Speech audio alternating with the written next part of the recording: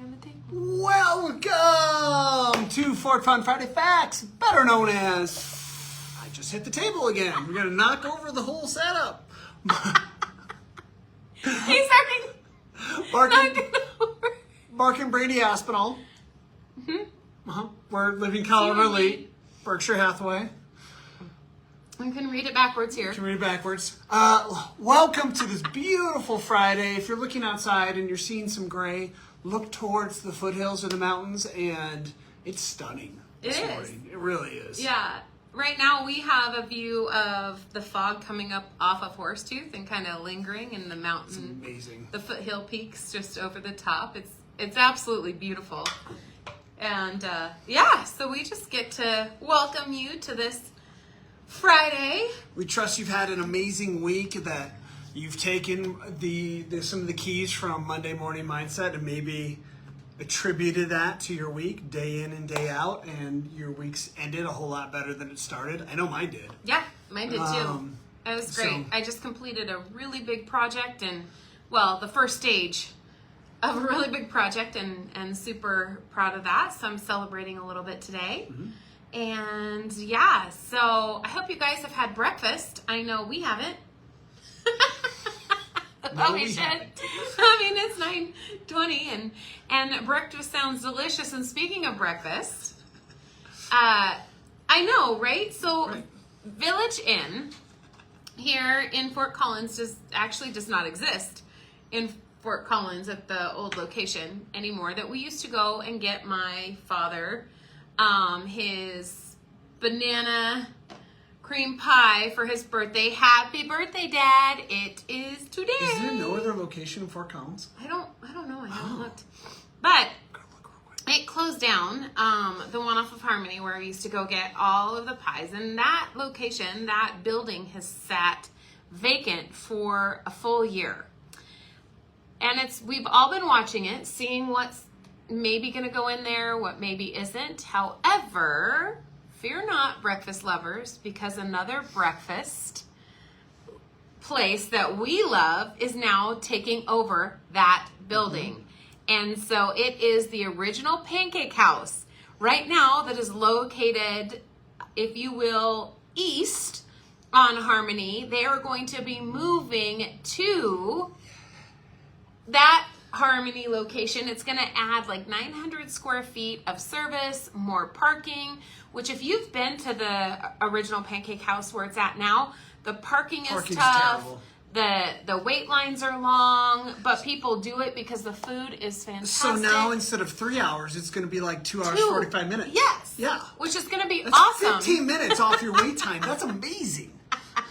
Sold. Sold. I am so in. So this is really exciting news. So just to let you guys know, they are moving from kind of that combined area to a standalone building and expanding there as well. And they have some fantastic food. I mean, no, they're terrible because we just want to go there. There's you one don't problem. need to go there. There is one problem. What?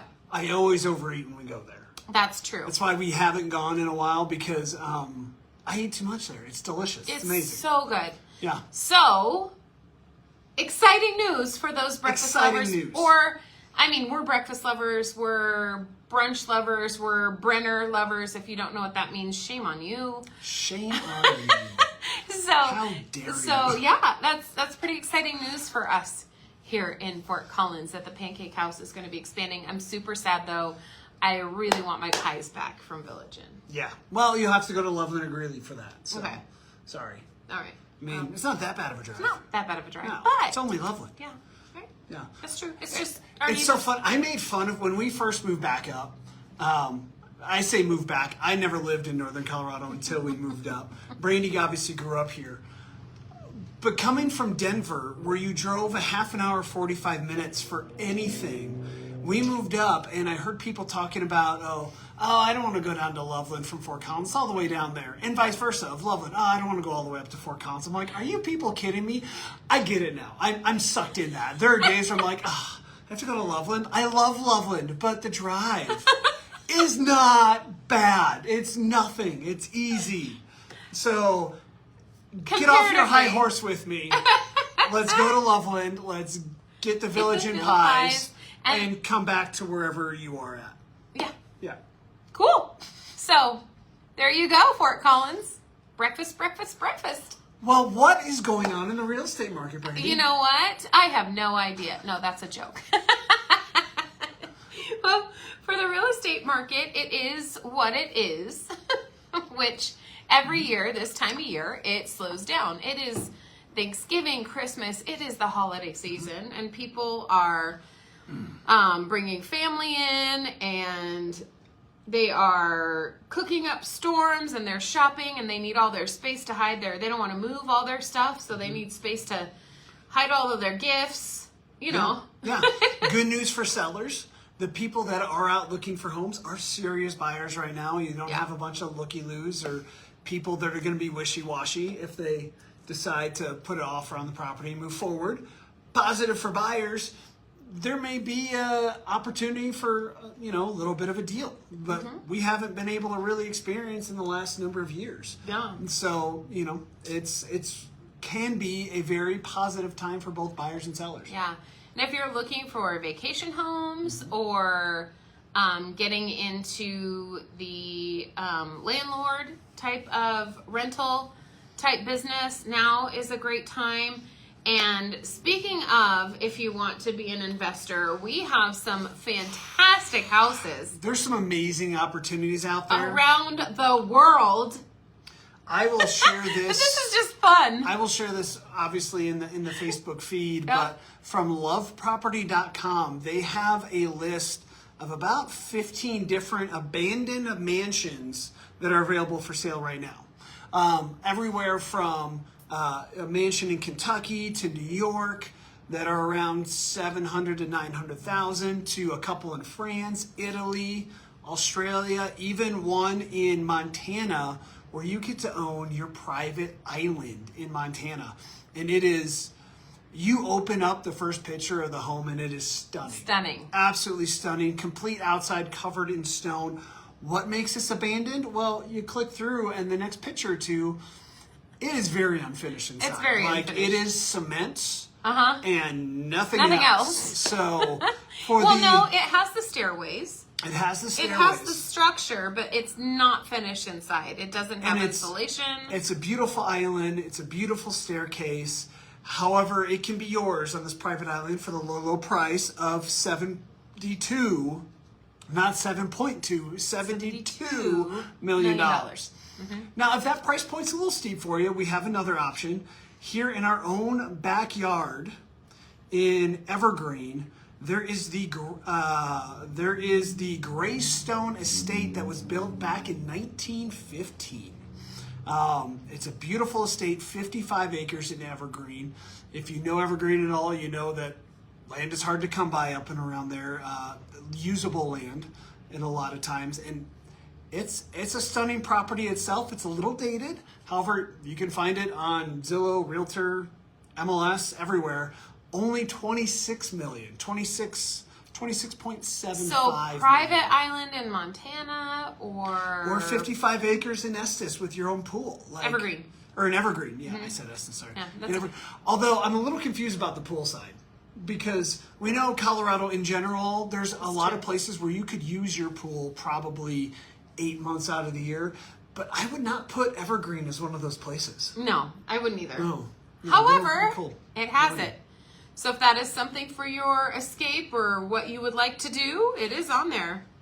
If 26 million is a little out of your price range still, well, we have another private island opportunity for you. Give us a call. We'll hook you up. We'll get you a deal.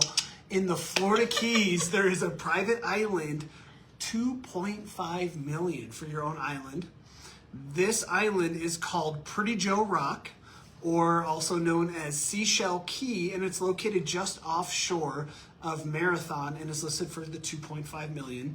It was once featured in a 2014 episode of HGTV's Buying the Beach. The unfortunate side is the house was completely destroyed in Hurricane Irma back in 2017. Plans are currently underway to rebuild the property with amazing views of the Keys and the Gulf of Mexico with incredible sunsets. However, it doesn't sound like it's done. And I'm assuming the $2.5 million includes the new house. It doesn't say. So you might have a 2.5 million island with a shell over the top, and you could just take your camping gear and sleep inside like this canopy. Put your drivable camper onto a ferry, drive it out there, or boat out there, drive off the ferry onto your private island. Why wouldn't you just take a houseboat, drive out to the island with your houseboat? You could sleep in the houseboat and then. Does the houseboat transform and put the house on the there you island? go. It kind of with the wheels. Yeah, that would be awesome. So there you go. For 2.5, you can have your own private island if the gorgeous island in Montana doesn't do it for you. Yeah. There you go. Whatever. So. Cheapskates, 72 million's too much. 72. You said 17. Or did you say 72? I said 72 okay. that time, I think. Hang on, let me unplug my ears. Okay. Our daughter keeps telling me that I say one thing and I swear something else comes out of my mouth. So maybe that's just age and being a parent. Good morning, Oh, Sherry, I can't see. It's like fading Sherry, up top. Yeah. Good morning, Sherry. Good morning, Valerie. So for our odd news, we have two weird stories, and they're weird for different reasons. Do tell. So the first one. Stories. Right now in New Jersey, there are mysterious balls that are washing up onto shore. These balls are tar balls of various sizes. Where do tar balls come from? Well, I'm glad you asked. Tar balls are created when crude oil on the surface of the water gets formed into balls by wind and waves and naturally come up onto the shore. Okay. Well, those tar balls can be caused by a couple different things, either by oil spills, man-made issues, or actually can result from natural oil seeps. So it's not always our fault that oil is rolling up onto the shore, which is a nice change. What makes this interesting and a mystery is investigators have conducted a flyover over the entire area and cannot identify where the tar balls are coming from. So now that we have this information, Brady, what's your guess? Where do you think the tar balls are coming from? I think the tar balls are coming from. I have no idea. I was going to try and make up a story. I have no idea. Where do you think the tar balls are coming from? I think it's a conspiracy. Okay. I think the tar balls are to distract us from the ensuing alien invasion. Okay. Yeah. Okay. That's what I'm going with. Or maybe it is the alien invasion and those tar balls are sent here by the aliens to investigate which shore. It sounds like it's straight out of Mars Attacks. Right? Like... So they are on shore and the little microscopic alien navigate whatever with the and they go around and they find where they need to invade from. Oh, that is great. Let's just keep going on that. Where do you guys think these tar balls are coming from? So this ridiculous line of questioning comes from when we do road trips, which we went out and saw my dad in Wisconsin over Thanksgiving. There's a Mystery Kids podcast, which if you have kids, it's actually a great podcast. They go over different mysteries like the Loch Ness Monster and some of the other, folk fables and all that stuff. And they always ask, where do you think it? What do you think? Where are you? And they're short and they're cute and our daughters absolutely love them. And so that's where this whole ridiculously comes from. So I apologize. Welcome to the Kids Mystery Podcast. Kid's adorable. So go pull it up wherever you listen to podcasts. Kids Mystery Podcast. It's fun. It's worth listening. And they're short. So a recycling center in England in Essex County had an interesting and unexpected visit. This story is so ridiculous it's hard to even get out. So the recycling center was evacuated and actually shut down for the safety of all those that worked there and go to bring the recycling. The safety of these people was threatened by a very vicious and mysterious animal dubbed Roger the Ram. That's right, Roger the Ram was spotted at the recycling center, and this was enough to shut it down and send the people running for the hills. This is what happens when you don't have the Second Amendment. I'm kidding. The council identified the animal as a ram, but some people think it's a goat. Okay. And that's where the mystery lies. People don't know the difference between a ram and a goat in England. Come on, England. We got our language from you, and this is what you're bringing us? You don't know the difference between a ram and a goat?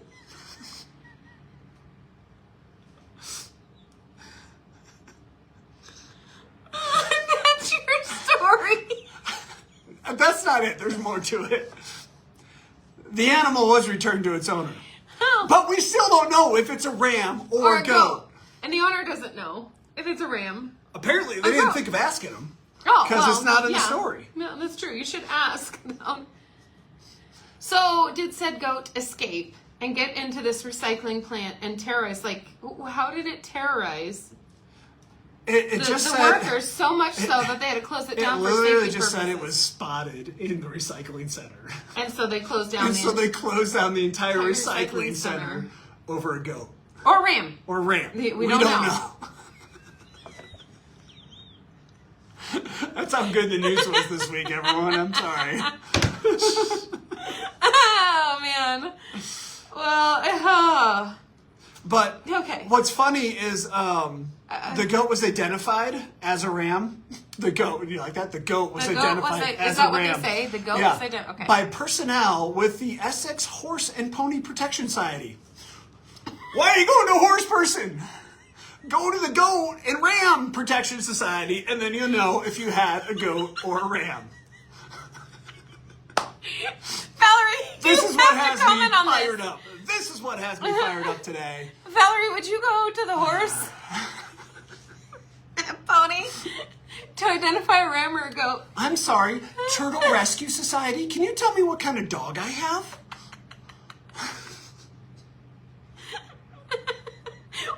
What? I didn't even know those existed. Do they have like a hotline? Well, and what's I mean, funny, you can have pest control, it's but only the Essex Horse and Pony Protection Society. Oh. It's not the Great Britain. There's a specific sector just for Essex. Wow. So do we have a Larimer County Horse and Pony Protection Society? Probably. If we don't, I want one. Yeah. But That's where I want my especially tax because if dollars a ram or a goat comes on my We property, can I call the need Horse to and Pony make sure. Protection and find Especially out. here in Fort Collins, right? Home of the Rams, the CSU Rams, and Well, and that's But why I if it's brought a- this story, because we are home with the Rams. So I Right. thought that was hilarious that they didn't know if it was a goat or a ram. well, maybe. Well, yeah, no. I even know the difference between a mountain goat and a ram. Well, and to me, it looks more like a mountain goat Yeah, true. than anything else. So, like, of course, we'll have the link to the story. But in- here's the thing: in there. is a male mountain goat called a ram?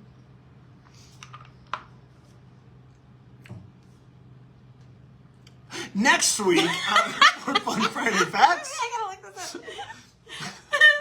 Brady put and it in I the will go comments. at length to the difference between breeds and apparently sexes of goats, rams, and other similar species.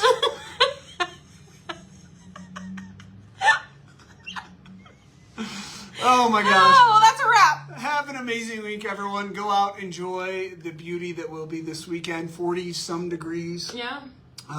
We'll be getting our Christmas tree this weekend. Yeah. Exciting. I just did like a jazz You hand did. thing. Just did a jazz hand thing. I did a fist pump for getting a Christmas tree. So Hey, Mark and Brandy Aspinall. we haven't done one of these in so long. We forgot how to end it. Mark and Brandy Aspinall, Berkshire Hathaway Colorado Real Estate. We are the Living Colorado Elite team, and this is all for our Fort Fun Friday Facts, better known as. Remember, we know houses. We don't know goats. We'll see you Monday.